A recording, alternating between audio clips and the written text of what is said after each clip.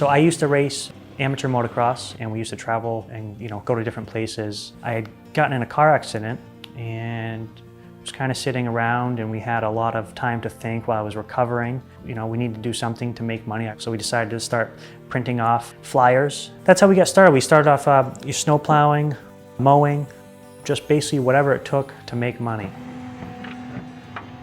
Our main goal is to take the money from the construction company that we own. We've owned New Hampshire Groundscapes for 11 years now. My wife and I started that. Keep that rolling and actually take the profits from that and grow our real estate portfolio.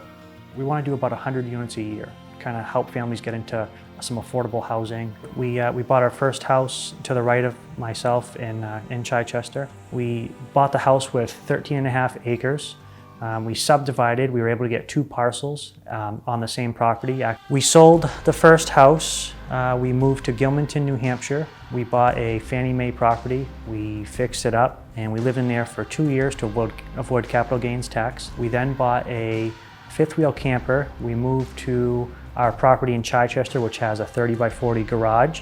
We lived in the camper for a year and 2 months. My wife and our 2 little girls at the time, and 1 dog, which she was not too happy about. That's kind of how we got started in the construction business. We just basically created a team together, and I think that's really helped us. We're kind of a power couple. So I've always had the idea of having multifamily, but we never had the money, and we never had the resources to kind of get into it and actually make it happen. Which is why, if you look back at our story, we started off with that 1 house, and we kind of snowballed. We had some hardships with living, and we were staying at my wife's mom's house and then living in the camper. So we did a lot of things that were uncomfortable for us, but we always had an end goal of where we were going to end up and what we wanted to do.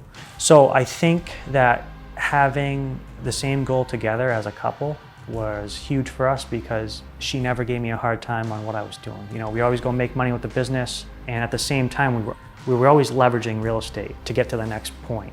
And so finally we're at a point now, after snowballing a few houses, we accumulated a few $100,000 in cash, and we rolled that into a duplex, which is on the same property, that now makes $5,100 a month in free cash flow.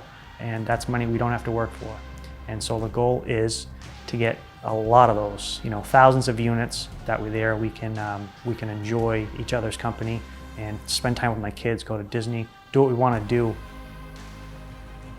My roles in the company for both the real estate and the construction side are to handle all of the bookkeeping and to make sure everything stays organized. Also always on the lookout for good real estate deals that we can jump on. And we purchased our first excavator, and Mike started doing like house lots and septic systems, and we purchased our first house, and I thought he was crazy because it was tiny. I'm a very visual person, so I need to see what it'll look like.